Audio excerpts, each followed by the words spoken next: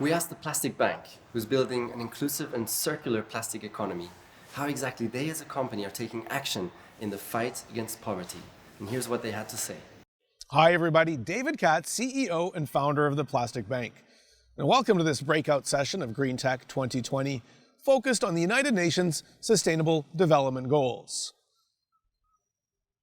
Important to recognize, the goals are in order, 1 to 17. If we want to solve number 2, 3, 4, 14, life below water, we have to be focused on SDG number 1. How will we end inequality? How will we bring diversity if we don't solve poverty first? SDG number 1 is at the root of all the other SDGs. If we lie in the consideration of environmental degradation, we can quickly recognize that it is coming from poverty. If we quickly recognize that life below the sea, marine debris, the challenges of marine debris, and what's occurring as a result of marine debris is coming from poverty. With over 80% of marine debris entering the ocean from areas with extreme poverty, it should be no misconception that poverty is entering the ocean as a result of a lack of solid waste management around the world. And of countries who can't afford to educate their population, feed their population, provide water to their population, they certainly will never be in the consideration of recycling. And let's make sure we remove ourselves a little bit. Even if we accept that it's not the nation's responsibility, but the individual's responsibility. Imagine yourself living in extreme poverty with no real hope, no door, no floor, no consistency on where your next meal may come from. With the knowing that your children may be sick from preventable disease, how is it that you would be able to be in the consideration of others?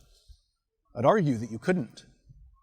How could you be in the thought of recycling or waste management, which is really something that we do for others when we live in that base of human needs? It's our responsibility to lift those people, to at least give hope, to give a place of understanding where I know that I can see tomorrow or the day after before I can do those things for others. Lying in the contemplation of the gift of ending poverty, to bring people who can serve others. What the world needs is not taking people from their back to their knees and having them with their hands out, but to take them from their back to their feet. Because you can't lift someone else onto their feet if you're not on yours first. Ending poverty certainly is at the root of all of the challenges and all of the opportunity of the world. From an entrepreneurial perspective, there are billions of the underserved. There is an untapped market in serving and doing well in the world.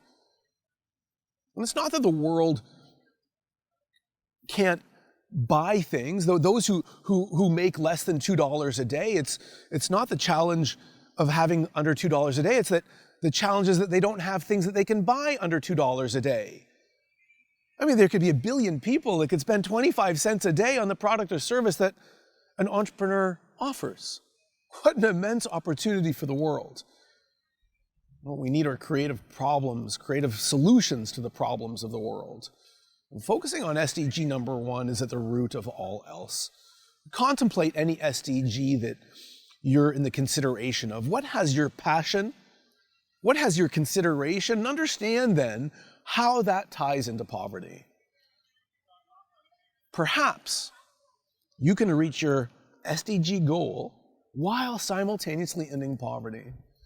Why wouldn't you try to focus on creating number 11 and number 14 and number 17, all tied together in entrepreneurship? Because really what the world needs as well is hope. I've come to learn that the world's most disadvantaged are the most resourceful.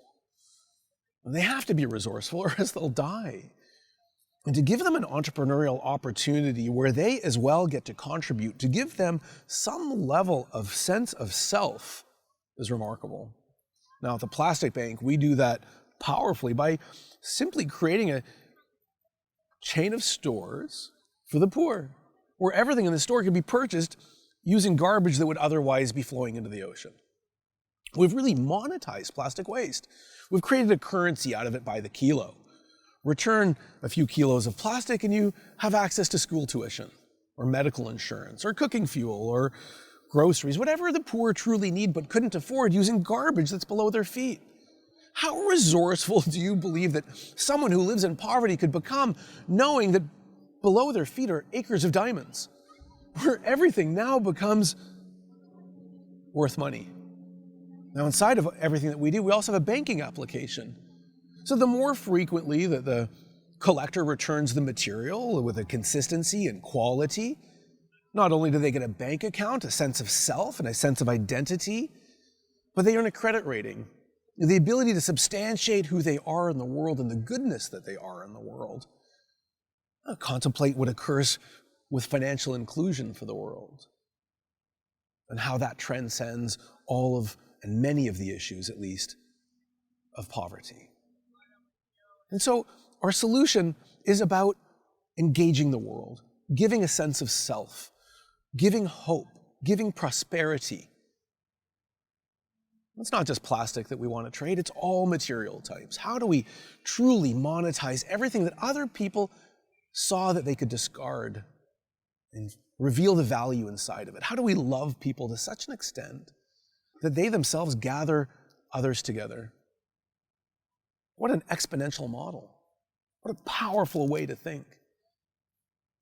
Truly win to the sixth power. Win, win, win, win, win, win. Even the plastic wins, it becomes new again. Now, all that plastic that we collect is social plastic. Social plastic is a powerful, high-value material.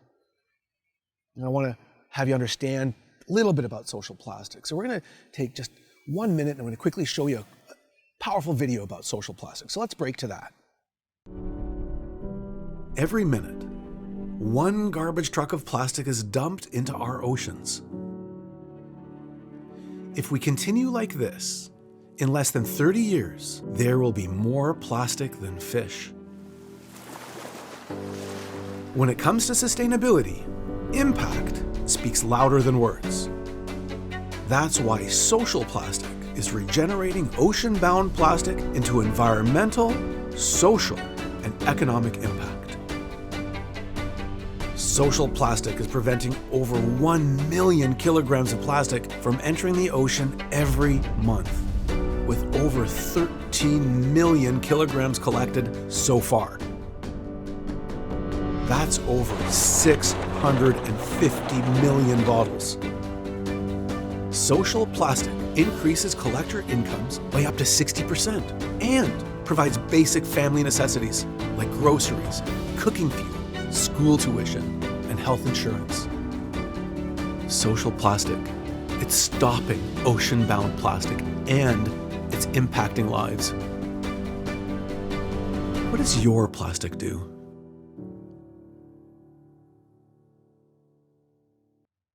Beautiful. So social plastic, it's truly a material whose value is transferred through the hearts and minds and hands of the people who collect it, whether you are rich or poor. The plastic, as it's transferred into bottling, again, gives you the opportunity, when you go to the store shelf and buy a product that is packaged with social plastic, the opportunity to participate as well. Buy something with social plastic in it, and you are participating in profound global change. You are working with the world's poor to collect plastic from ocean-bound waterways and helping end poverty at the same time. Perhaps that poverty was education or inclusion, gender rights, and others. What I want to elicit is a way of thinking. It's just a way of thinking that the world is looking for. Think less of the product and look more at the idea. How is it? How might we? How could it occur? I want to remind you that within the SDGs, nothing in those SDGs are against the laws of physics. It is all possible. And it's only up to you to be creative, to think how might we, how could I enroll, what could occur for the world in my thinking. And so I invite you into that space. Whatever it is that you want to solve or face, know it's not against the laws of physics. It's creative thinking. And invite the world to participate. I can wish you good luck because I know that you all have the opportunity inside you to do it. So become who the world needs you to be. We'll see you again.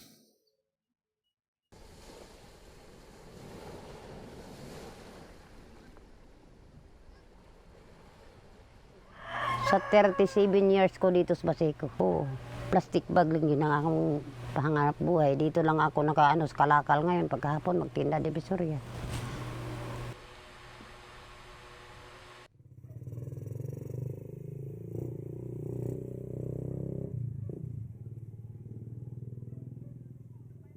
Ang solusyon sa plastic, mas maganda yun, iipon mo siya nga malayo sa bahay sa mga tao, parang madelikado yung mga bata.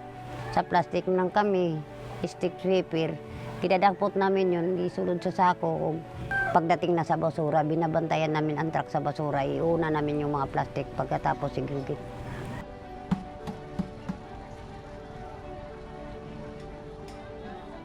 Pero yung plastic, kailangan ilabas yun dito sa Baseco. Araw-araw namin yan ginagawa, hindi namin yan giipon dito sa amin. Gigawa namin na ilabas. Kahit may importante ka pang trabaho, importante mo ilabas yung mga basura nga di mabulok.